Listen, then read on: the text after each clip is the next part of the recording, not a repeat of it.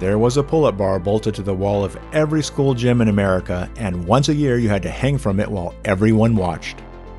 If you could do pull-ups, you did pull-ups. If you couldn't, you got the flexed arm hang, which was somehow worse. You're just dangling there, chin over the bar, arms shaking, while a gym teacher stood under you with a stopwatch, and the whole class counted along. I mainly remember this in junior high the most, and I was the tallest kid, 6'3". I was terrible at pull-ups. And nobody ever told us what this was for. It had the word presidential in it, which made it sound official, like the White House was personally reviewing your sit-up numbers. Here's what we didn't know. This test was built so that most of us would fail. Not as a side effect, as the actual design. And here's the kicker, the math that guaranteed most of us would fail was right there in black and white the whole time. Just a quick thing before we get into this, I was a full-time fitness writer for over 18 years. Fitness has always been a lifelong passion of mine, so it's just funny looking back on this test because they're not even measuring what they're trying to measure. It just wasn't a well-designed test. So let's establish what we're talking about, because if you went to an American public school anytime between the late 50s to the year 2013, you took this test whether you remember the name or not. The Presidential Physical Fitness Test. 1 week a year, usually in spring. Pull-ups, or the flexed arm hang. Sit-ups, as many as you could do in 60 seconds with a partner pinning your feet and counting in your face. The shuttle run, where you ran like a spaz between two lines. The mile, and my least favorite, the sit and reach test. I remember just being 6'3" in 8th grade and just doing terrible at this test. I could run the mile really well, I could jump and do all that sort of stuff, but man, flexibility, if you go through a growth spurt when you're young, it's just not your strength. And every single event was public, so like most people publicly failed. So kids today, they wouldn't do well with this test at all. There was no privacy, no discreet health screening, it was in front of everybody. You performed each event in front of the entire class, in order. A teacher called out your score loud enough for everyone to hear. The strong kids got a moment of glory. Everyone else got ranked out loud once a year by the federal government. And I remember the kids that did amazing at this test were usually wrestlers. They were like the shorter kids, kind of short and strong, so they could do pull-ups nonstop. They're the same kids that could climb a rope without using their legs. So they crushed it. And if you scored high enough on everything, you got the Presidential Physical Fitness Award. A piece of embroidered fabric maybe 3 inches across. Again, I think there was like 3 or 4 wrestler kids that got it in my class. There were also the same kids that were good at the pegboard. They could climb the wall with the pegs. I was terrible at that too. But definitely there weren't many kids that got that award, and that scarcity wasn't bad luck. Hold that thought, because the patch is where the whole scheme comes apart. So why did this even exist? Why was the President of the United States timing children on the chin-up bar?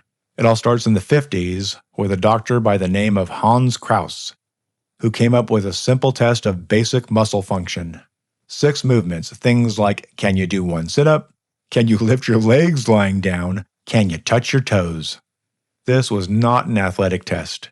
It was the fitness equivalent of checking whether a car starts.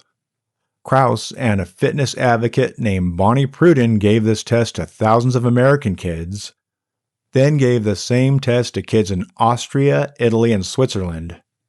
The American results were a disaster. Almost 58% of American kids failed at least one of those basic 6 movements. The European kids, under 9%. Kind of embarrassing, actually. Now, you have to remember what year this is. It's the height of the Cold War. So when this study landed, the reaction wasn't, let's improve PE class. The reaction was national panic. Pruden got the findings in front of President Eisenhower at a White House luncheon in 1955, and the press started calling it the report that shocked the president. The fear was this: American kids were getting soft, and Soviet kids were presumably doing one-arm push-ups in the snow, and soft kids couldn't win the next war. So in 1956, Eisenhower created the President's Council on Youth Fitness. A few years later, John F. Kennedy took it further. He wrote an article in Sports Illustrated, December 1960, called The Soft American. The President-elect of the United States publicly announced that the nation's children were a strategic liability. Imagine that headline today. Then, in 1966, Lyndon Johnson's administration added the piece we all remember, the award. And this is where it stops being a health program and becomes that thing that happened to us in that gym. Because the award had a specific rule. To earn that patch, you had to score at or above the 85th percentile on every event. Miss it on one and you were done. Sit with that number for a second because percentiles aren't like grades. A grading scale lets everyone pass if everyone does well. A percentile is a ranking. There's going to be some losers. The 85th percentile means you beat 85% of the kids, which means by definition, 85% of the kids cannot get the award. Ever. This is why Gen X is the way we are, man. I'm telling you. They took, can your body do the basics, and turned it into, are you in the top 15% of all children? And then they put it in front of your entire gym class with a stopwatch. And the thing that gets me is that the test didn't even measure what they claimed to measure. What's funny is there's no training program attached. Nobody taught you how to do a pull-up. You weren't even doing pull-ups the rest of the year.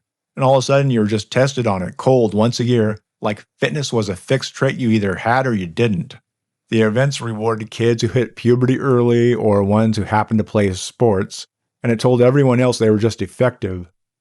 A kid could be perfectly healthy, active all summer, riding a bike 10 miles a day, and still hang from that bar for only 4 seconds and get the number called out in front of 30 classmates. And think about what that actually taught a generation. For most of us, this test was our first official encounter with the concept of fitness. And the lesson it delivered was this: fitness is a public event where you get measured, ranked, and embarrassed. I spent 2 decades writing about exercise, and I can tell you the number of adults who trace their relationship with the gym back to some version of that junior high or elementary school gymnasium is not small. Here's the irony about the whole thing. A program created to make American kids fit may have done the opposite.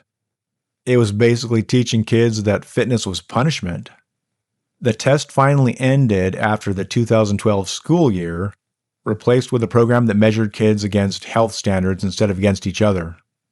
No percentiles or patches, no more tribunal. The thinking was simple. A health screen should be something that most healthy kids can pass, which is exactly what Hans Kraus designed in the first place before the Cold War got a hold of it. It took 60 years to circle back to the original idea. And it pains me that I was not in the 15% because I was a track star in my junior high. I was very good at that, but I never made it to that top 15% because I just wasn't flexible. So it kind of just irritates me. So if you're one of the 85%, I'm with you. If you dangle from that bar or walked a mile or watched some kid get a patch that you were never going to get, it was never a verdict on you. The game was rigged before you ever lined up by men in Washington, D.C. who were scared of the Soviets and decided the fix was based on your pull-up count. Oh, and one more thing. As of last year, the test is back. Signed into existence again by executive order, headed for public schools.